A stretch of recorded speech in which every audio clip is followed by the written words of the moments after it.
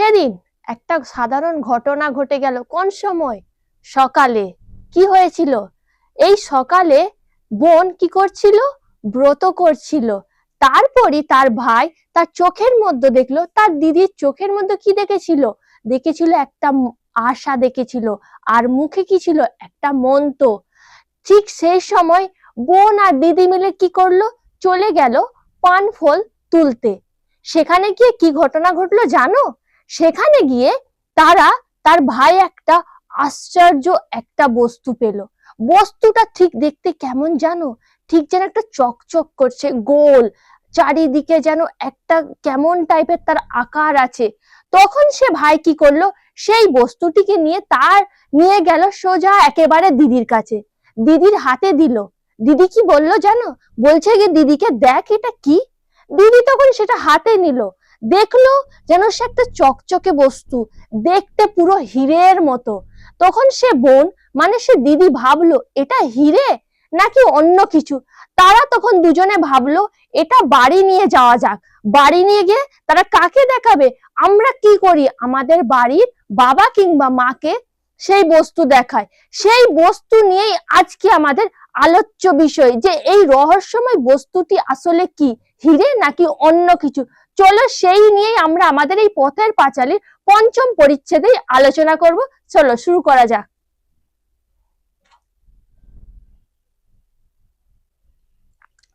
দেখো কি আছে, এদিনের ব্যাপারটি এই রূপে ঘটিল। কেমন একটা যেন একটা ভাবে ঘটে গেল। কি ঘটলো সেটাই দেখবো। অপু বাবার আদেশে তাল পাতায় 7খানা ক খ হাতের লেখা শেষ করিয়া কি করা যায় ভাবিতে ভাবিতে বাড়ির মধ্যে দিদিকে খুঁজিতে গেল। তাহলে কি করছে সে? বাবার কি করছে? তাল পাতার মধ্যে কি লিখছে? ক আর খ লিখছে। কারণ তখন তো আর সে যেহেতু গরিব একেবারে, তো তারা তো আর খাতা পাবে না, খাতা এইভাবে তো কিছু নেই তাদের কাছে। তাই তারা কিসের মধ্যে লিখছে? তাল পাতার মধ্যেই লিখেছে। তারপরে কোথায় চলে গেল? তার দিদিকে খুঁজিতে চলে গেল। দুর্গা মায়ের ভয়ে সকালে নাহিয়া আসিয়া ভিতরের উঠানের পেঁপে তলায় পুণ্যি পুকুরের ব্রত করিতেছে। দেখো নাহিয়া মানে কি? নাহিয়া মানে স্নান করে। এগুলো গ্রামের দিকে এইসব শব্দ ব্যবহার করা হয়ে থাকে। তো সে কার ভয় চলে গেছে? একদম সে তার মায়ের ভয় একদম উঠানে পেঁপে তলায় গিয়ে ব্রত করছিল। উঠানে ছোট্ট চৌকোনা গর্ত কাটিয়া তাহার চারিধারে ছোলা মটর ছড়াইয়া দিয়েছিল ভিজা মাটিতে। সেগুলির অঙ্কুর বাহির হইয়াছে, চারিদিকে কলার ছোট বোগ পুতিয়া, ধারে পিটুলি গোলার আলপনা দিয়েছে। কি কি আলপনা দিয়েছে? পদ্মলতা, পাখি, ধানের শীষ, নতুন ওঠা সূর্য। তাহলে বুঝছো তারা কি করেছে? সে গাছ লাগাচ্ছিল। এখানে দেখো বগ আছে, যে বগ আছে, এই বগটা মানে হচ্ছে যে ছোট্ট ছোট, দেখবে কলা গাছের কাছে একদম ছোট্ট ছোট্ট গাছ হয়, সেগুলোকেই তাকেই বলা হয়েছে বগ। এগুলোকে কি করছিল? সে পুঁতে কি করেছিল দেখো, আলপনা দিচ্ছিল। কিসের কিসের আলপনা এঁকেছিল? তার মধ্যে ছিল পদ্মলতা, পাখি ছিল, ধানের শীষ ছিল, আর একটা নতুন ওটা সূর্য ছিল। দুর্গা বলিল, দাঁড়া, মন্ত্রটা বলে চল, এক জায়গায় যাব। কি বলছে? মন্ত্রটা বলেনি, তারপরে এক জায়গায় যাব। কোথায় রে দিদি? তার দিদিকে জিজ্ঞাসা করছে কোথায়? চল না, নিয়ে যাব এখন, দেখিস এখন। মানে বলছে চল গিয়ে দেখতে পাবি কোন জিনিস কেমন কি আছে। পরে সঙ্গীত বিধি অনুষ্ঠান সাঙ্গ করিয়া সে এক নিঃশ্বাসে আবৃত্তি করিতে লাগিল। মানে তারপরে কি করলো? সে একভাবে সে আবৃত্তির সঙ্গে কি করলো? আনুষাঙ্গিক বিধি পড়তে লাগলো। পুণ্যি পুকুর পুষ্পমালাকে পূজে রে দুপুর বেলা। কোন সময়? দুপুর বেলা কি করা হচ্ছে? এখানে পুষ্পমালা দিয়ে পুজছে। আমি সতী লীলাবতী, ভাইয়ের বোন ভাগ্যবতী। কি বলছে এখানে? কি বলে সে পূজাটা দিচ্ছে? আমি সতী লীলাবতী, ভাইয়ের বোন ভাগ্যবতী। ব্রতানুষ্ঠান শেষ করিয়া দুর্গা বলিল, চল, গড়ের পুকুরে অনেক পানফল হয়ে আছে। বোদার মা বলছিল চল নিয়ে আসি। মানে কোথায় আছে? এই যে গড়ের পুকুর আছে, সেখানে কি আছে? পানফল আছে অনেক। কোন কালে গ্রামের আদি বাসিন্দা মজুমদারের বাড়ির চতুর্দিকে যে গোরখাই ছিল, তাহার অন্য অংশ এখন ভরাট হইয়া গিয়েছে। কেবল এই খানটিতেই 12 মাস জল থাকে। ইহারই নাম গড়ের পুকুর মানে মনে করো চারিদিক যেমন ভরাট হয়ে গেছে, একটা খালি জায়গা আছে দেখবে ডোবা বলা হয়ে থাকে, তো তেমনই শুধুমাত্র একটা জায়গা আছে, সেখানে কি হয়, সেখানে 12 মাসে জল থাকে, তো তার নাম কি হয়েছে এখানে গড়ের পুকুর। সেখানে পৌঁছাইয়া তাহারা দেখিল পুকুরের পানফল অনেক আছে বটে, কিন্তু কিনারার ধারে কি হচ্ছে, কিনারার ধারে বিশেষ কিছু নাই। মানে দেখো যেগুলো আছে সেগুলো পুকুর থেকে অনেকটা দূরে, তারা যেহেতু ছোট তো তাদের পক্ষে তো দূরের গুলো নিয়ে আসা তো খুবই কষ্টকর, তাই তারা কি করা যায় সেটা তারা ভাবছিল। বিশেষ কিছু নাই, সবই জল হইতে দূরে, মানে সবকিছু দূরেই ছিল। দুর্গা বলিল, অপু একটা বাঁশের কঞ্চি দেখতো, খুঁজে তাই দিয়ে টেনে টেনে আনবো। মানে কি হচ্ছে, একটা কঞ্চি নেবে, তার সাহায্যে কি করবে, তারা তো আর নেমে যেতে পারবে না, তারা তো ছোট, তাই তার সাহায্যে তারা টেনে টেনে আনবে। পরে সে পুকুর পাড়ে কি হচ্ছে, পুকুর বাড়ের কপের শেওড়া গাছ হইতে পাকা শেওড়ার ফল তুলিয়া খাইতে লাগিল। মানে কি করছে, যে সেখানে যে শেওড়া গাছ, এই গাছগুলো দেবে গ্রামের দিকে দেখা যায়, তো সেই গাছে যে ফল হয় সেগুলো কে খেতে লাগলো, দুর্গা। অপু বনের মধ্যে কঞ্চি খুঁজিতে খুঁজিতে দেখিতে পাইয়া বলিল, ও দিদি, ও ফল খাসনি। কি বলছে, দিদিকে সে বারণ করছে যে ও ফলটা খাসনি, দূর আর শেওড়ার ফল কি খাইবে। কি হচ্ছে দেখো, এই যে শেওড়ার ফল কি খাইরে, তাকে জিজ্ঞাসা করছে, তার বোনকে, তার দিদিকে জিজ্ঞাসা করছে কে, অপু। ও তো পাখিতে খায়, কারা খায় ওই ফল, পাখিরা। দুর্গা পাকা ফল টিপিয়া বীজ বাহির করিতে করিতে বলিল, আই দেখি, দেখ দেখি, খেয়ে মিষ্টি যেন গুড়, কে বলেছে খাই না। কি বলছে এখানে দেখো, তার দিদি বলছে তাকে, দেখ, তার ভাইকে বলছে খেয়ে দেখ, খুবই মিষ্টি, পুরো একদম কার মতো, গুড়ের মতো। তা বলছে দেখো তুইও এসে খা। এখানে বলেছে কে বলেছে খাই না, তাকেই আবার প্রশ্ন করছে। আমি তো কত খেয়েছি, আমি তো অনেক খেয়েছি, কে, দুর্গা। অপু কঞ্চি কুড়ানো রাখিয়া দিদির কাছে আসিয়া বলিল, খেলে যে বলে পাগল হয়। আবার দেখো এখানে দুর্গাকেই আবার অপু প্রশ্ন করছে যে খেলে, তো এটা খেলে কি হবে, পাগল হয়ে যাবে, আমায় একটা দে দেখি দিদি। আবার সেই বলছে আমায় একটা দে দেখি দিদি। পরে সে খাইয়া মুখ একটু কাচুমুচু করিয়া বলিল, ইটু ইটু তেতো যে দিদি। মানে ইটু ইটু মানে কি, একটু একটু তেতো, তো বাচ্চা ছেলে তো, মানে একদম শিশু, তো তাই তার কথার মধ্যে একটা যে তোতলা ভাব আছে। তা বলে এ একটু তেতো থাকবে না, বলছে, সে আবার প্রশ্ন করছে একটু তেতো থাকবে না, তা থাক, কেমন মিষ্টি বল দেখি। কথা শেষ করিয়া দুর্গা সব খুব খুশির সহিত গোটা কত পাকা ফল মুখের মধ্যে পুরিল। মানে কথা শেষ করার সাথে সাথে কি করলো, অনেকগুলো ফলকে একসাথে মুখের মধ্যে ঢুকিয়ে দিল। হচ্ছে, জন্মিয়া পর্যন্ত ইহারা কখনো কোনো ভালো জিনিস খাইতে পায় নাই। মানে কি হচ্ছে, যেহেতু এরা গরিব, তাই এরা যে কিনে কিছু খাবে, দই মিষ্টি, এগুলো তাদের কাছে সেই উপার্জন ছিল না, তাই তাদেরকে কি করতে হতো, তাই অপু কি করতো, তার দিদির সাথে বনে জঙ্গলে ঘুরে ঘুরে, যখন তার বোন যেই মানে একটা ফল দেখতে পেত, মিষ্টি ফল, তখনই সেই ফলটি তার ভাইকেও দিত। তাই দুজনে কি করতো, তাদের কাছে যেহেতু পয়সা ছিল না, তাই তারা বন জঙ্গল থেকে যা ফল পেত খেত। অথচ পৃথিবীতে ইহারা নূত আসিয়াছে, জিহবা ইহাদের নতুন, তাহা পৃথিবীর নানা রস, বিশেষত মিষ্টি রস আস্বাদ করিবার জন্য লালায়িত। মানে যে ভালো ভালো জিনিসগুলো তারা যে খাবে, তাদের জিভকে এগুলো তো যেহেতু স্বাদ করে নিয়ে যে মিষ্টি কেমন খেতে, কিরকম কি, তাই তারা কি করতো, তাই তারা ভাবতো যে এগুলো যে তাদের কাছে খাওয়ার জন্য, তাদের মধ্যে যেন মুখের মধ্যে একটা লালা আসে না, ঠিক তেমন হতো। সন্দেশ মিঠাই কিনিয়া যে পরিতৃপ্তি লাভ করিবার সুযোগ ইহাদের ঘটে না। বিশ্বের অনন্ত সম্পদের মধ্যে তুচ্ছ বন গাছ হইতে মিষ্টি রস আহরণরত এইসব লুব্ধ দরিদ্র ঘরের বালক বালিকাদের জন্য তাই করুণাময়ী বনদেবীরা বনে তুচ্ছ ফল মধুতে ভরাইয়া রাখেন। মানে কি হচ্ছে, যেহেতু এইসব গরিব যারা, তারা তো আর কিনে খেতে পাবে না, তো তাদের জন্য বনের যে দেবী, তারা কি করেছে, এই ফলগুলোকে বনের মধ্যে ফোটাই, যাতে এই গরিব শিশু তারা খেতে পারে। ভাই বোনের কোলো হাসে।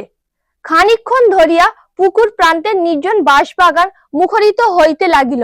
মানে কি হচ্ছে এখানে দেখো, যে পুকুর প্রান্ত যে কি হয়, নির্জন মানে কি একদম শান্ত হয়ে যায়, স্নিগ্ধ হয়ে যায়। খানিকটা পরে অপু পাশের একটি শেওড়া গাছের দিকে আঙুল দিয়া দেখাইয়া চেঁচাইয়া বলিয়া উঠিল, দিদি দেখ কি এখানে কি করছে। তার দিদিকে অপু দেখাচ্ছে একটা গাছের মধ্যে কি আছে সেটাই দেখতে বলেছে। তারপরে সে ছুটিয়া গিয়া মাটি খুঁড়িয়া কি তুলিতে লাগিল। কি করলো সে, তারপরে একটা সে মাটিটাকে কি করলো, খুঁড়তে লাগলো। তারা যেহেতু দেখবে ছোটবেলায় কি হয় এইসব মানে একটা রহস্যময় জিনিস তারা যদি একবার দেখতে পেয়ে যায় তার জন্য তারা পাগল হয়ে যায়। দুর্গা জিজ্ঞাসা করিল, কি রে। দুর্গা তখন তার ভাইকেই প্রশ্ন করছে, কি রে। পারে সেও ভাইয়ের কাছে আসিল। কি হলো, তারপরে সে তার ভাইয়ের কাছেই আসলো। অপু ততক্ষণ মাটি খুঁড়িয়া কি একটি বাহির করিয়া কচুর কাপড় দিয়া মাটি মুছিয়া সাফ করিতেছে। মানে সেটাকে সে একটা যাই হোক বস্তু পেয়েছে, তাকে তুলেছে, মাটি থেকে তুলে তাকে আবার পরিষ্কার করছে। হাতে করিয়া আহ্লাদের সহিত দিদিকে দেখাইয়া বলিল, দেখ দিদি চকচক করছে, কি জিনিস রে। মানে সেটাকে পরিষ্কার করলো যখন, তখন দেখলো যে এটা পুরো চকচক করছে, তখন সে তার দিদিকে ওটা দিল। দুর্গা হাতে লইয়া দেখিল গোল মতো একদিকে ছুচালো ফল কাটা কাটা চকচকে কি একটা জিনিস। সে দেখলো যখন হাতে নিল যে একটা কাটা কাটা যেন কি একটা চকচকে জিনিস। সে খানিকক্ষণ আগ্রহের সহিত নানা ভাবে উল্টাইয়া পাল্টাইয়া দেখিতে লাগিল। মানে অনেকক্ষণ ধরে জিনিসটাকে নিয়ে এইভাবে এইভাবে সে দেখতে লাগলো। হঠাৎ কি ভাবিয়া তাহার রূপ চুলে ঘেরা মুখ উজ্জ্বল হইয়া উঠিল। মানে তার মুখটা কি হলো, মুখটা যেন একদম একদম উজ্জ্বল হয়ে গেল। সে ভয়ে ভয়ে চারিদিকে চাহিয়া দেখিল কেউ দেখিতেছে কিনা। সে আবার ভয় পাচ্ছে যে কেউ দেখলে আবার তো তাদেরকে কি বলবে, নিশ্চয়ই অন্য কিছু বলে না, কটু বাক্যে কথা বলবে তাদের সাথে। তো তার জন্য তার মধ্যে একটা ভয় ছিল। তো তাই যখন সে বস্তুটাকে দেখছিল, দেখার সাথে সাথে আবার চারিদিকেও দেখছিল যে তাদেরকে কেউ দেখছে কিনা। চুপি চুপি বলিল, অপু এটা বোধহয় হিরে। তার এখানে দেখো একটা বিষয় সূচক চিহ্ন আছে। মানে তার মনের মধ্যে একটা মানে সেই বলেন একটা আশ্চর্যজনক যেন বলেন কি একটা সৃষ্টি করেছে। বলছে যে এটা হয়তো হিরে, হতে পারে এটা হিরে। সে যে গ্যারেন্টি দিচ্ছে না এটা হিরে হতে পারে। চুপ কর, চেঁচাস নে। আবার বলছে চুপ কর, চেঁচাইস নি। পরে ভয়ে ভয়ে আর একবার চারিদিকে চাইয়া দেখিল। মানে আবার ভয়ে ভয়ে কি করলো, আবার চারিদিকটা দেখলো।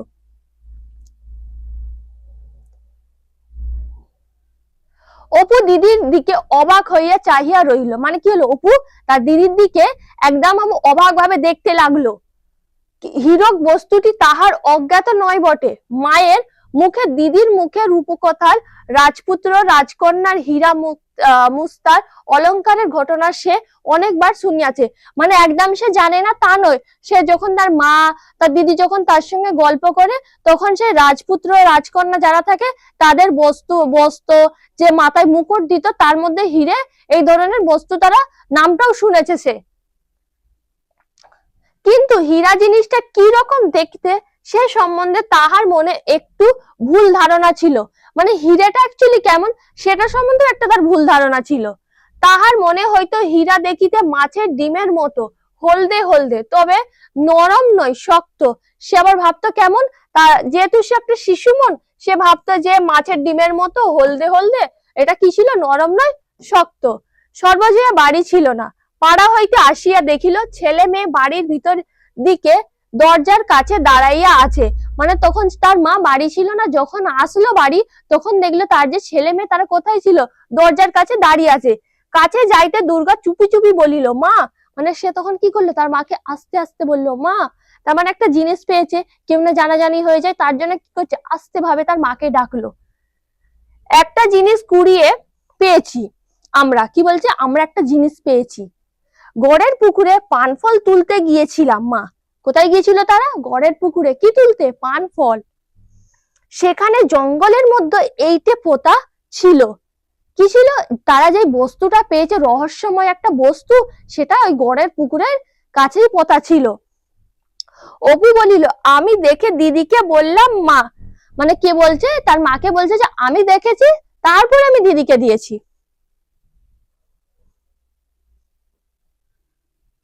দুর্গা আঁচল হইতে জিনিসটা খুলিয়া মায়ের হাতে দিয়া বলিল, দেখো দেখি কি এটা মা। দেখো এখানে আঁচল যে একটা দুর্গা, যেহেতু দেখো শিশু, সেও তো একটা ছোট্ট বালিকা, কিন্তু আঁচল কেন? আগেকার দিনে কি হতো, যেসব থাকতো তারাও কি করতো, গ্রামেতেই শাড়ি পরতো তারাও, তো তার আঁচলের মধ্যেও জিনিসটা নিয়ে এসেছিল, এসে তার মায়ের সামনেটা খুলে দিল যখন, তখন তার মাকে দেখাচ্ছে, মাকে জিজ্ঞাসা করছে এটা কি, কি বলছে এটা ঠিক হিরে নয়। আবার একটা প্রশ্ন জিজ্ঞাসা করছে, এটা ঠিক হিরে নয় তো? তার মাকেই আবার জিজ্ঞাসা করছে। সর্বজয় হীরক সম্বন্ধে ধারণা তাহাদের অপেক্ষা বেশি স্পষ্ট নয়, মানে যেহেতু তারা তো গরিব, তাদের কাছে তো হিরে তো অজানাই থাকবে, তারা তো কখনোই তারা চোখে দেখেনি যে হিরেটা আসলে কেমন দেখতে, তো তার মধ্যেও একটা সন্দেহ ছিল। সেই সন্দিগ্ধ সুরে জিজ্ঞাসা করিল, তুই কি করে জানলি হিরে? সে তার মা আবার একটা তাকে জিজ্ঞাসা করছে, মনে করো একটা রাগের ধমকে জিজ্ঞাসা করছে, তুই কি করে জানলি এটা হিরে, তুই কোথাও দেখেছিস? দুর্গা বলিল, মজুমদারেরা বড় লোক ছিল তো মা। তারপর বলছে মজুমদারেরা তো বড় লোক ছিল, বড় লোকদের তো থাকবেই এসব, ওদের ভিটের জঙ্গলে কারা নাকি মোহর কুড়িয়ে পেয়েছিল, মানে ওদের ভিটা থেকে আবার অন্যরা আবার মোহরও পেয়েছিল। এটা একেবারে পুকুরের ধারে বনের মধ্যে পোতা ছিল, রোদ্দুর লেগে চকচক করছিল, এ ঠিক মা হিরে। বলছি দেখো এটা বনের মধ্যে পোতা ছিল, কিন্তু এর মধ্যে যখন সূর্যের কিরণ পড়ছে তখন এটা চকচক করছে, নিশ্চয়ই এটা হিরে হবে।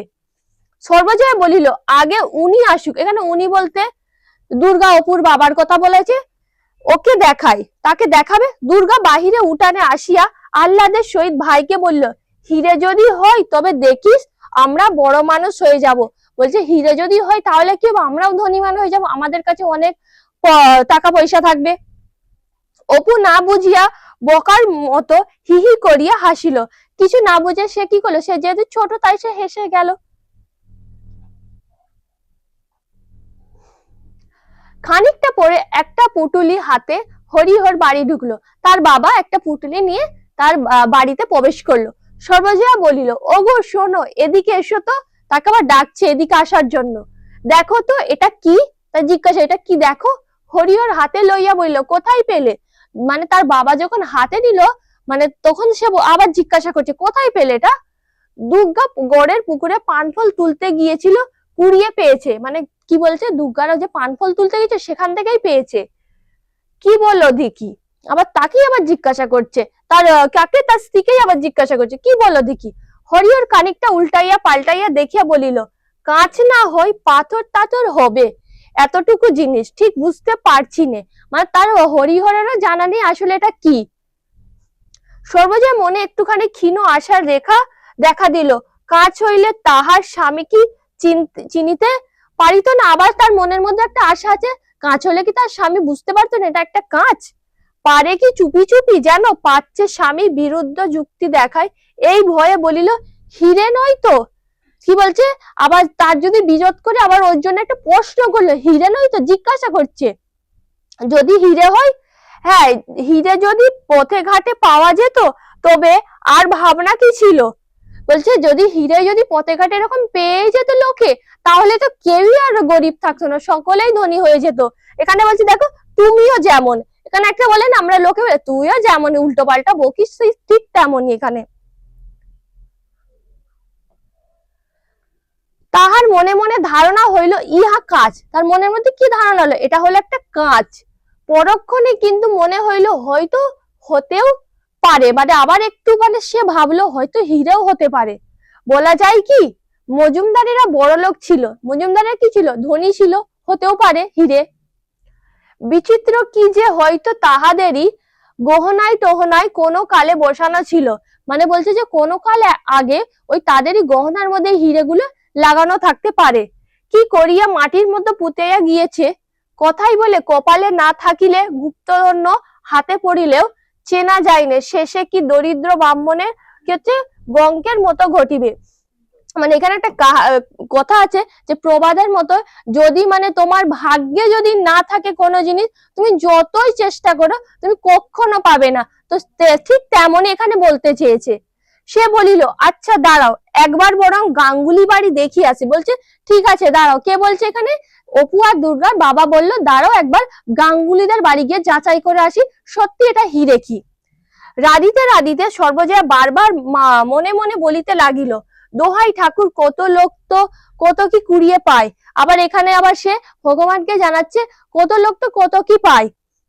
এই কষ্ট যাচ্ছে সংসারে, বাচ্চাদের দিকে মুখ তুলে তাকিয়েও দোহাই ঠাকুর, মানে এই যে কষ্টের সংসার, সে তার ছেলে মেয়েদেরকে ভালো করে খাওয়াতেও পারছে না, তো তার জন্য সে আবার কি প্রার্থনা করছে, যদি এটা হিরে হয় তাহলে তাদের এই দুঃখ কষ্ট সবই ঘুচিয়ে যাবে।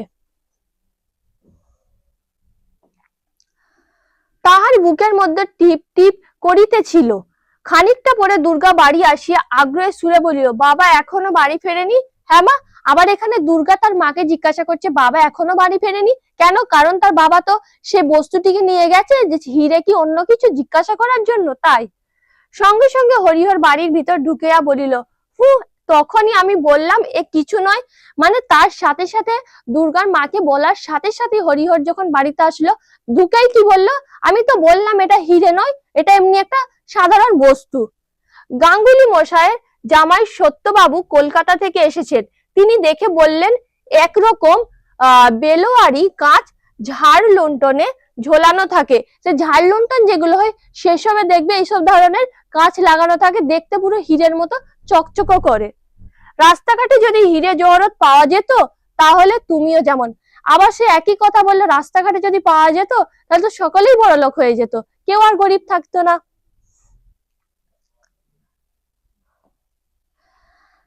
তাহলে আমাদের এই পথের পাঁচালীর এই পরিচ্ছেদে এই পর্যন্ত। আর একটা পরিচ্ছেদ নিয়ে পরের ভিডিও আবারই আসবো তোমাদের সাথে। Thank you so much.